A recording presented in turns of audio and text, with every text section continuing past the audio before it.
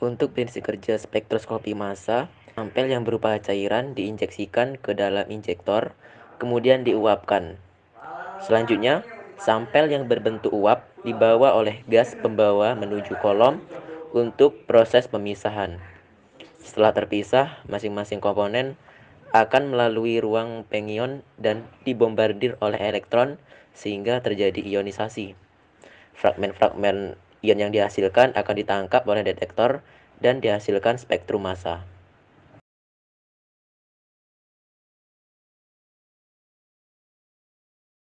Pada gambar berikut ini adalah instrumen dari spektrum massa. Dari gambar ini kita bisa melihat proses instrumen dari spektrum massa. Pada tahap pertama, itu sampel dimasukkan ke dalam instrumen spektrum massa dan akan mengalami penguapan. Nah, komponen dari sampel itu akan kita ionisasikan. Nah, diionisasikannya itu di gambar yang kita lingkari. Nah, ionisasi ini itu dapat digunakan dengan berbagai metode.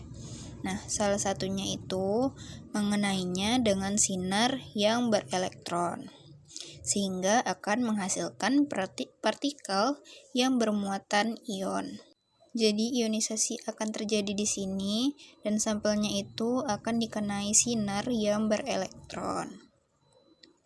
Nah, maksud dari negatively charged plate ini, itu dia menghasilkan partikel bermuatan ion. Nah, partikel ion ini akan dipisahkan berdasarkan rasio massa atau muatan dalam analyzer oleh medan elektromagnetik. Nah, ini medan elektromagnetiknya, dan ini adalah analyzernya. Nah, jadi di sini ionnya akan dipisahkan. Dan ion-ion yang masuk ke dalam ion detektor, nah ini yang nantinya akan diproses menjadi spektrum massa. Baiklah, materi selanjutnya itu ada prosedur kerja. Nah, prosedur kerja yang pertama itu ada injeksi. Injeksi merupakan proses pemasukan sampel ke dalam instrumen spektroskopi massa. Sampel yang diperlukan sangat sedikit, yaitu kurang dari 1 mili. Nah, langkah yang kedua itu ada ionisasi. Nah, sampel yang telah dimasukkan kemudian dipanaskan melebihi titik didihnya, sehingga beralih fasa menjadi gas. Sampel yang telah berbentuk gas ini dimasukkan dalam ruang ionisasi. Partikel sampel yang berasal dari proses penguapan kemudian bertumbukan dengan aliran elektron yang berasal dari pemanasan metal coil menuju elektron trap. Pada tahap ionisasi ini, setelah membandir molekul dengan elektron, itu berkekuatan sekitar 70 elektron volt. Sehingga dari proses tumbukan tersebut memungkinkan terjadinya proses pertukaran energi, sehingga beberapa elektron dapat keluar dan membentuk ion positif. Nah, senyawa yang terbombardir masih dapat dibombardir lebih lanjut untuk membentuk pecahan atau fragmen yang lebih kecil. Maka dari itu, satu senyawa dapat terpecah atau terfragmentasi menjadi beberapa kation. Kebanyakan fragmen ion positif tersebut bermuatan positif 1, sehingga sangat sulit untuk melepas lagi satu elektron dari suatu ion positif. Nah, langkah yang selanjutnya itu ada akselerasi. Akselerasi ini bertujuan supaya ion positif melaju dengan kecepatan tinggi ke tahap selanjutnya. Ion positif yang keluar dari ionization chamber kemudian melewati 3 celah. Pada celah pertama, ion dikenakan tegangan 1000 volt sampai melewati celah ketiga dengan tegangan 0 volt. Nah, celah kedua yang merupakan celah pertengahan ini memiliki tegangan di antara 100 sampai 1000 volt. Semua ion yang melewati celah ini dipercepat untuk mendapatkan berkas cahaya yang fokus. Nah, dapat kita lihat seperti pada gambar di samping. Lalu langkah yang keempat ada defleksi. Nah, ion positif yang bergerak cepat tersebut selanjutnya dibelokkan dengan medan magnet. Pembelokan ini menyebabkan adanya pemisahan fragmen ion positif sesuai dengan rasio massa permuatannya. Nah, ion yang ringan ini mengalami pembelokan yang lebih dibandingkan dengan ion yang lebih berat. Ada juga faktor lain yang mempengaruhi jumlah medan magnet yang digunakan, yaitu muatan ionnya. Nah, akan tetapi untuk mempermudah muatan ion, biasanya diasumsikan bermuatan positif 1, sehingga perbandingan antara massa dan muatan ion atau M per Z sama dengan massa ionnya. Nah, seperti pada gambar dapat terlihat terdapat 3 aliran ion, yaitu aliran ion A, B, dan C. Nah, aliran elektron yang dapat dideteksi berdasarkan gambar tersebut hanya aliran ion B. Aliran elektron tersebut masuk ke sistem pendeteksi berupa metal box. Tumbukan antara ion dengan metal box ini mengakibatkan ion yang berasal dari aliran B tadi ternetralisasi oleh elektron yang berasal dari logam. Nah, sebagian elektron meninggalkan daerah antara ion dan elektron logam, sebagian lagi mengisi daerah di sekitarnya, di sekitar kawat pendeteksinya. Ion positif atau sampel tadi yang bertumbukan dengan aliran elektron pada kawat dideteksi sebagai arus. Arus ini kemudian diperkuat dan direkam. Nah, proses selanjutnya itu ada deteksi. Setelah ion-ion yang dipisahkan berdasarkan massa permuatannya, maka selanjutnya adalah dideteksi beratnya. Sebuah alat pencatat atau recorder berfungsi untuk mencatat massa kation yang berhasil dipisahkan. Detektor hanya bisa mendeteksi ion. Dengan demikian, partikel netral tidak akan terdeteksi. Nah, seperti pada gambar di samping, yang dapat dilihat, aliran ion A dan C juga dapat dideteksi dengan cara memvariasikan medan magnet pada proses pembelokannya. Aliran ion A karena lebih ringan dari aliran ion B, maka dibutuhkan medan magnet yang lebih besar. Sementara aliran ion C dibutuhkan medan magnet yang lebih kecil karena sifat dari aliran ini lebih berat. Nah, yang berikutnya yaitu cara menganalisa data dari spektrofotometri massa. Biasanya, data hasil dari uji spektrofotometri massa berupa spektrum yang berbentuk diagram batang seperti gambar di samping. Diagram tersebut menunjukkan besar relatif arus yang dihasilkan oleh ion dari berbagai variasi rasio massa per muatan. Skala vertikal berhubungan dengan arus yang diterima oleh recorder dan berhubungan dengan banyak ion pada detektor. Seperti terlihat pada diagram tersebut, bahwa ion yang paling banyak adalah pada rasio massa per muatan 98, sedangkan ion lain mempunyai rasio massa per muatan 92, 94, 95, 96, 97, dan 100. Ini berarti bahwa molybdenum mempunyai 7 isotop yang berbeda, di mana massa dari ketujuh isotop tersebut pada skala karbon 12 adalah pada rentan 92, 94, 95, 96, 97, 98, dan 100.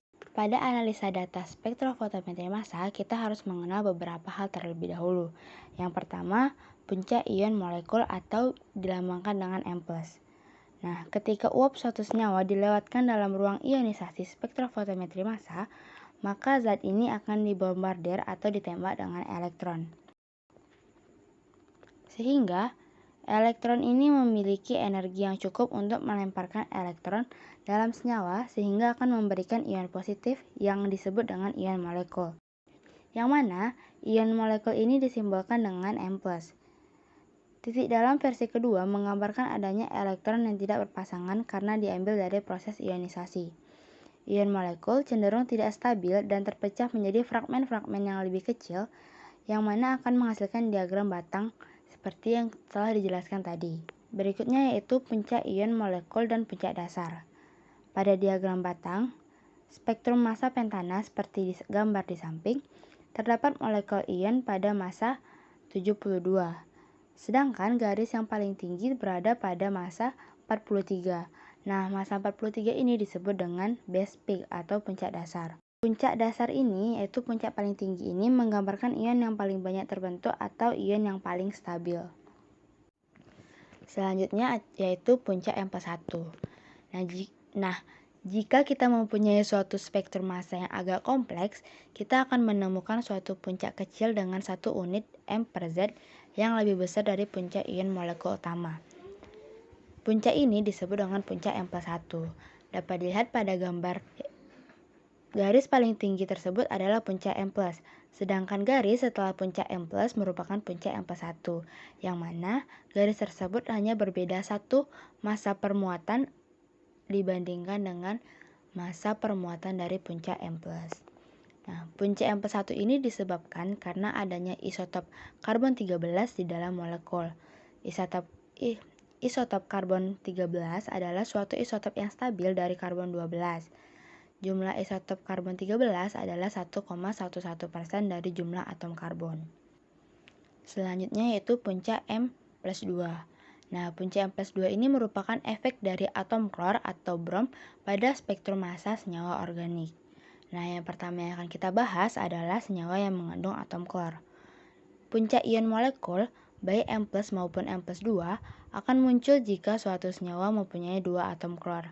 Hal ini terjadi karena klor mempunyai 2 isotop, yaitu 35Cl dan 37Cl. Nah, sebagai contoh yaitu spektrum massa 2-kloropropana. Seperti yang tertera pada gambar, puncak M+ merupakan ion molekul yang mengandung isotop 35 klor dan mempunyai massa relatif 78. Sedangkan puncak M+2 merupakan garis yang memiliki isotop 37 klor dan mempunyai massa molekul relatif 80. Nah, dapat dilihat terdapat 2 garis pada M/Z78 dan M/Z80 dengan rasio banding 3:1. Hal ini disebabkan karena klor mengandung isotop 35 klor 3 kali lebih banyak dari isotop 37 klor. Nah, pada daerah ion molekul terdapat 2 puncak yang terpisah sebanyak 2 unit dengan rasio tinggi 3:1. Hal ini mengindikasikan bahwa molekul ini mempunyai 1 atom klor. Kita juga bisa melihat pada fragmen M/Z63 dan 65 pada spektrum massa yang tertera yang menunjukkan hasil fragmentasi yang masih mengandung 1 atom klor seperti mekanisme berikut. Selanjutnya yaitu senyawa yang mengandung atom brom. Brom mempunyai 2 isotop yaitu 79 brom dan 81 brom dengan perbandingan tinggi 50,5 berbanding 49,5. Berarti senyawa yang mempunyai 1 brom mempunyai 2 puncak dalam daerah ion molekul dengan tinggi yang hampir sama. Nah, jika suatu senyawa mempunyai 2 garis yang hampir sama tingginya pada daerah ion molekul dengan jarak antaranya adalah 2 unit M/Z, hal ini menandakan bahwa molekul tersebut mempunyai 1 atom brom. Spektrofotometri massa ini dapat digunakan untuk menentukan beberapa hal. Yang pertama yaitu dengan menggunakan ion molekul dapat menentukan massa relatif suatu molekul. Nah, pada spektrum massa, ion yang terberat atau yang mempunyai nilai M/Z terbesar cenderung merupakan ion molekul. Hanya beberapa molekul yang tidak mempunyai ion molekul karena langsung terfragmentasi. Nah, sebagai contoh, pada spektrum massa pentana, ion yang terberat yaitu memiliki jumlah M/Z yaitu 72. Nah, nilai 72 ini merupakan ion terbesar sehingga bisa disebut sebagai ion molekul dan merupakan formula massa relatif dari pentana.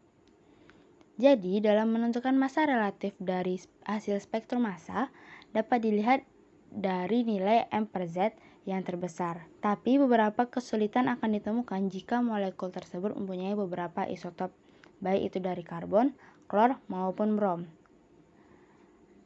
Atom klor sendiri dalam suatu senyawa menyebabkan adanya 2 puncak pada daerah ion molekul, yaitu puncak M+ dan puncak M+2.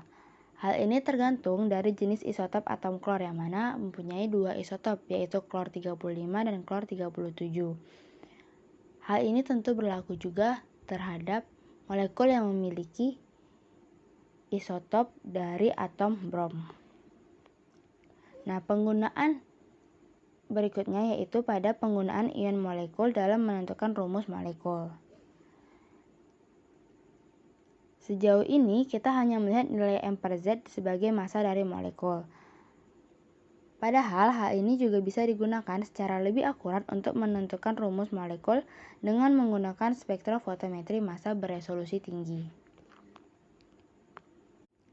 Sebagai kalkulasi, dapat dilihat pada tabel di samping, kita cenderung menggunakan pembulatan massa seperti misalnya H1, C12, N14, dan O16. Nah, untuk keakuratannya digunakan 4 angka di belakang koma, seperti C12,0000 dan N14,0031.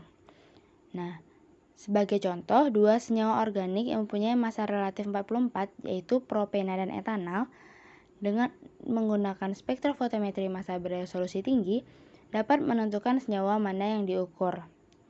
Nah, dapat dilihat dari tabel di samping merupakan hasil dari pengukuran propena dan etanol dengan menggunakan spektrofotometri massa beresolusi tinggi. Dapat dilihat perbedaan antara propena dan etanol. Sehingga dengan menggunakan spektrofotometri massa beresolusi tinggi, kita dapat membedakan senyawa yang memiliki massa atau molekul relatif yang sama. Nah, penggunaan yang terakhir yaitu penggunaan tinggi relatif puncak ion molekul untuk memprediksi jumlah atom karbon. Dengan membandingkan presentasi tinggi puncak M+1 dengan tinggi puncak M+, akan didapatkan jumlah atom karbon di dalam molekul. Jika suatu senyawa mempunyai 2 karbon, senyawa akan memiliki tinggi puncak M+1 sekitar 2% dari tinggi puncak M+. Hal ini akan terjadi juga pada suatu senyawa yang mempunyai 3 karbon, di mana tinggi puncak M+1-nya kira-kira 3% dari tinggi puncak M+. Tapi perkiraan tersebut tidak bisa digunakan pada molekul yang mempunyai lebih dari 3 karbon karena jumlah isotopnya C13.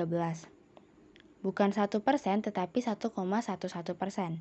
Misalnya, jika suatu molekul mempunyai 5 karbon, maka molekul ini akan mempunyai 5,55% atom C13 dan 94,45% atom C12.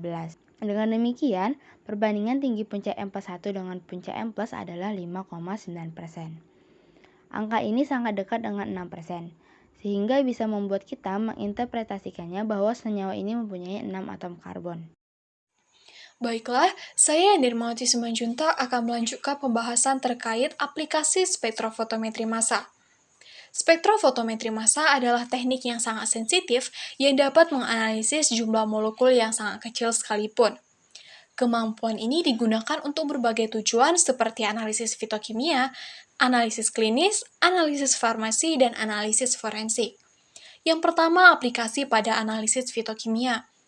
Spektrometri massa banyak digunakan dalam analisis fitokimia dikarenakan kemampuannya untuk mengidentifikasi dan mengukur metabolit yang memiliki berat molekul sangat rendah pada rentang konsentrasi yang sangat rendah di bawah nanogram per mililiter. Oleh karena itu, ini dianggap sebagai metodologi analisis jejak. Berbagai teknik pemisahan analit seperti elektroforesis kapiler, kromatografi gas, dan kromatografi cair kinerja tinggi disatukan dengan spektrometri massa untuk pemisahan simultan dan penentuan analit. Yang kedua, aplikasi pada penjelasan struktur. Spektrometri massa memiliki kegunaan utama dalam penjelasan struktur senyawa. Spektrum massa yang dihasilkan dalam bentuk grafik batang diinterpretasikan dengan menggunakan puncak dasar, puncak ion molekul, puncak isotop, puncak ion fragmen, dan puncak ion metastabil. Yang ketiga yaitu aplikasi pada analisis sekuens atau struktur peptida dan protein. Spektrometri massa memiliki aplikasi penting dalam analisis urutan asam amino dalam protein dan peptida. Ini dapat dilakukan dengan hidrolisis bertahap disertai dengan kromatografi. Peptida diubah menjadi alkohol amino yang mudah menguap, kemudian alkohol amino tersebut diturunkan dan dianalisis dalam spektrometri massa yang membantu analisis urutan. Yang keempat, aplikasi dalam studi klinis. Penerapan spektrometri massa di laboratorium klinis mengalami kemajuan yang signifikan. Hal ini dikarenakan tingkat sensitivitas yang lebih besar diperlukan ketika kuantitas analit terlalu rendah, sehingga spektrometri massa ini sangat penting digunakan dalam analisis klinis. Yang kelima, aplikasi dalam analisis farmasi. Spektrometri massa muncul sebagai alat yang ampuh untuk berbagai operasi di bidang farmasi, terutama dalam pengembangan obat. Metode dan instrumen baru dalam spektrometri massa dikembangkan dengan kecepatan yang sangat tinggi. Spektrometri massa kini menjadi alat yang tak tergantikan dalam semua jenis penemuan obat dikarenakan sensitivitas, kecepatan, keserbagunaan, dan selektivitasnya yang tinggi. Yang keenam yaitu aplikasi dalam bidang forensik. Spektrometri massa digabungkan dengan kromatografi gas muncul sebagai alat yang sangat diperlukan dalam bidang forensik yang memiliki kegunaan sangat luas dalam studi forensik. Dalam studi forensik, penggunaan spektrometri massa menjadi signifikan karena meningkatnya permintaan untuk menyelidiki penggunaan obat-obatan terlarang melalui analisis cairan dan jaringan tubuh.